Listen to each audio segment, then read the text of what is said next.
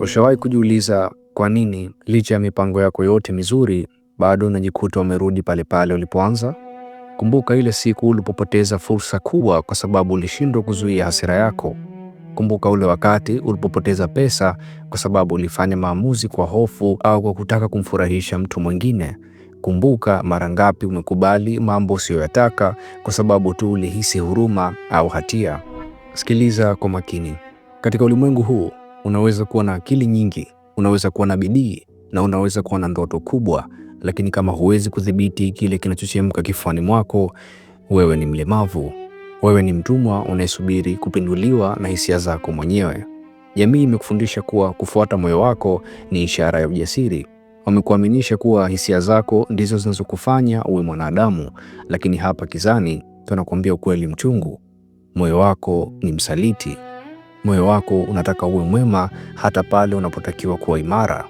Moyo wako unataka upendwe hata pale unapotakiwa kuheshimika.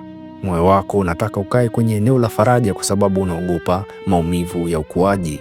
Kila mara unapoingia kwenye uwanja wa mapambano ya maisha ukiwa na hisia mkononi, unakuwa unampa adui yako ramani ya jinsi ya kukuangamiza. Hisia ni kama software error kwenye mfumo wako. Ni tundu linalofujisha nguvu zako. Wakati wewe unahangaika na huzuni, hasira au upendo uliopitiliza, wale wanaotawala ulimwengu wanakuangalia kwa dharau. Ushawahi kujiuliza kwa nini watu wenye mamlaka makubwa wanaonekana kuwa na ubaridi? Kwa nini viongozi wa kijasusi, wafanya biashara wakubwa na washindi wa vita wanaonekana kama hawana roho?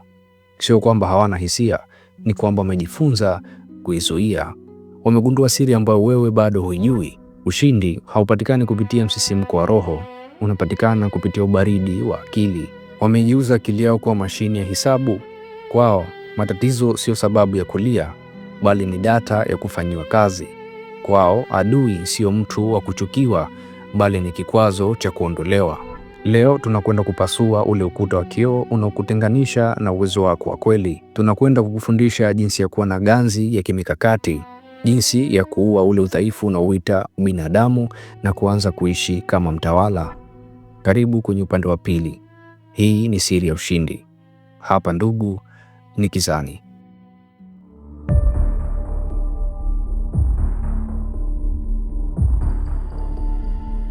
Umewahi kujiuliza kwa nini kusema hapana kwa mtu anayekunyonya kunaumiza? Umewahi kujiuliza kwa nini unahisi hatia unapotaka kufanya maamuzi ya kujiimarisha wewe mwenyewe badala ya kundi zima?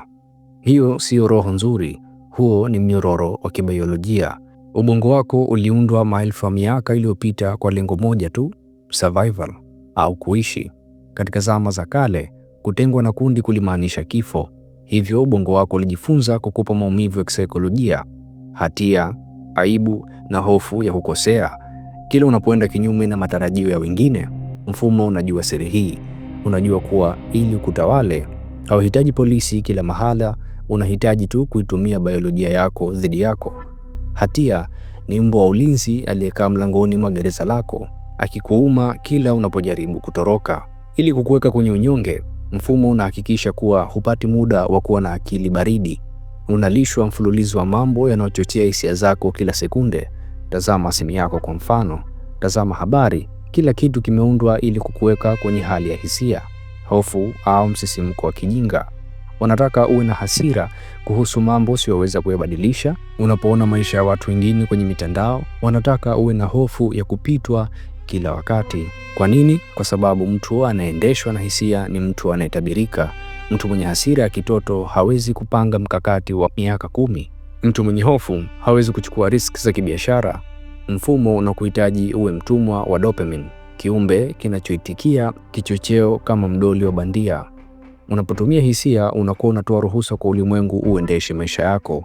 Unakuwa umechanjwa chanjo ya utiifu.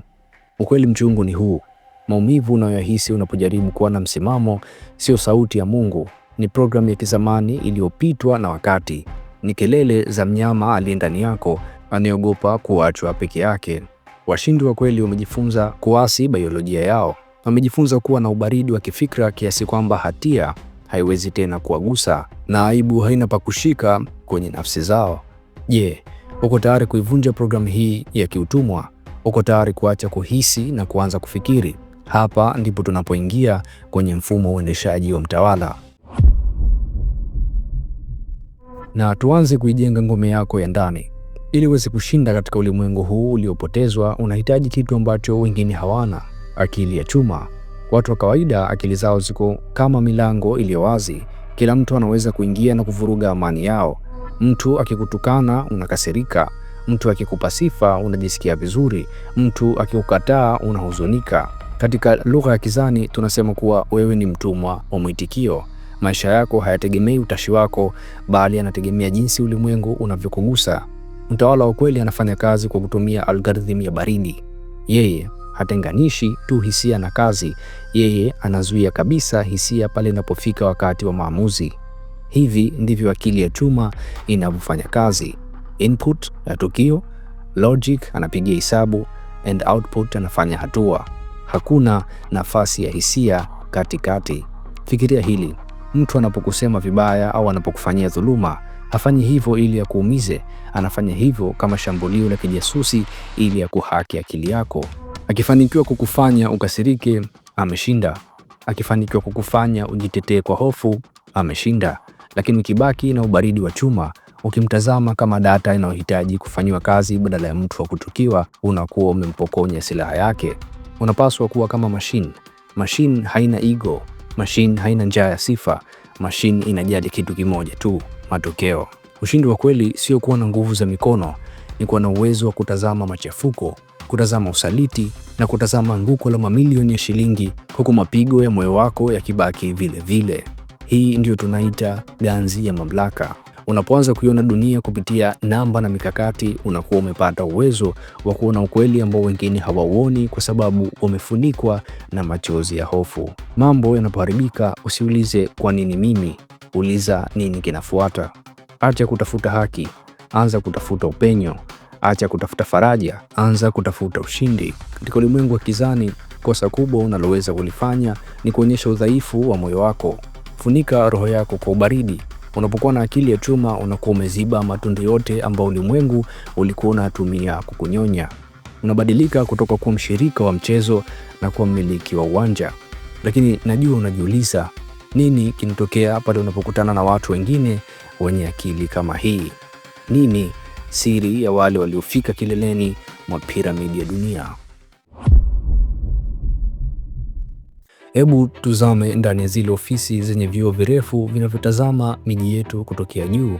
Hebu tuzungulie ndani ya akili za wale wanaomiliki 1% utajiri na mamlaka duniani. Kuna siri moja chungu ambayo hawataki uijue. Katika meza za wenye nguvu, hisia zinahesabiwa kama ugonjwa. Ukionyesha huruma isiyo na tija, unaonekana mdhaifu. Ukionyesha hasira isiyo na mpango, unaonekana huna akili. Wale waliofikia kilele cha pyramid wamefanikiwa kufanya kitu kimoja kikubwa: wametenganisha kabisa morali na matokeo. Wakati wewe unahangaika usiku kucha ukijiuliza kama uamuzi wako ni wa kiutu au utamuumiza nani, mwindaji wa kweli anajiuliza swali moja tu: je, jambo hili lina manufaa gani kwa lengo langu kuu?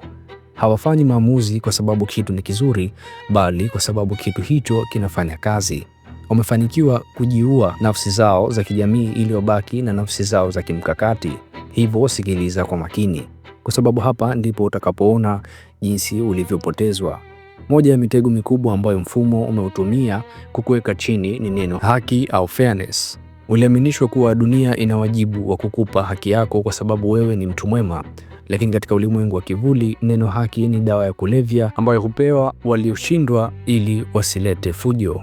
Washindi wanajua kuwa haki haipo. Kuna kile tu wanachoweza kukichukua na kile unachoweza kukilinda.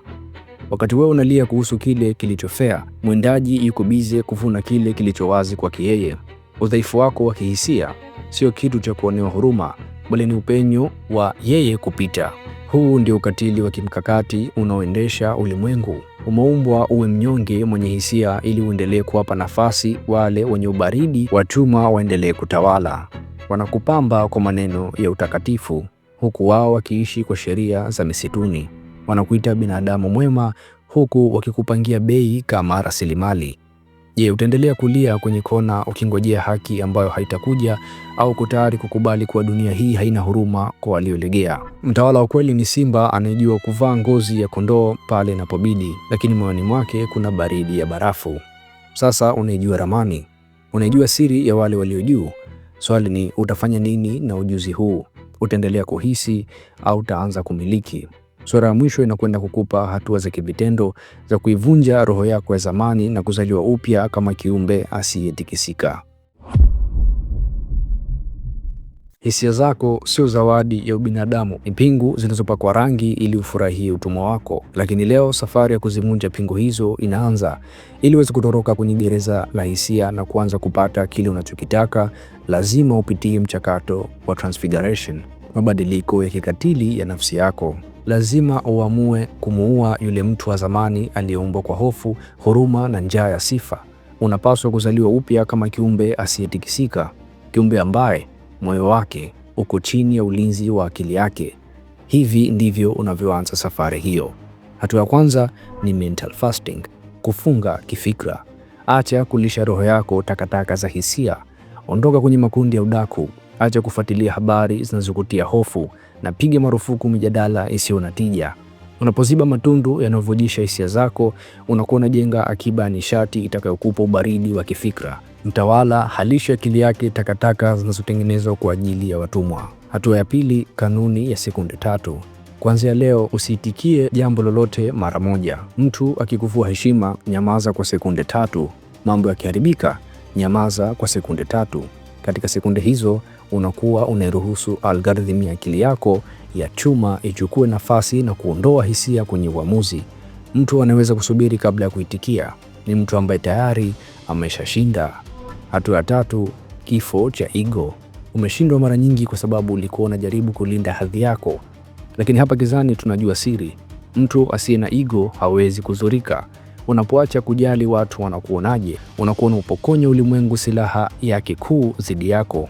Mtawala hachezi mchezo wa sifa, anacheza mchezo wa matokeo. Na la mwisho, safari hii sio rahisi. Utajihisi mpweke, utaitwa mtu wa ajabu, na ulimwengu utajaribu kila mbinu kwa kuvuta urudi kwenye unyonge wa hisia. Lakini kumbuka, upande wa pili wa ubaridi huu kuna kile kitu ulichowahi kukitamani. Kuna heshima isiyoyumba, kuna mamlaka yasiyotikisika, na kuna uhuru wa kweli. Ili uweze kuimarisha ngome yako ya ndani, unahitaji mwongozo wa kiufundi.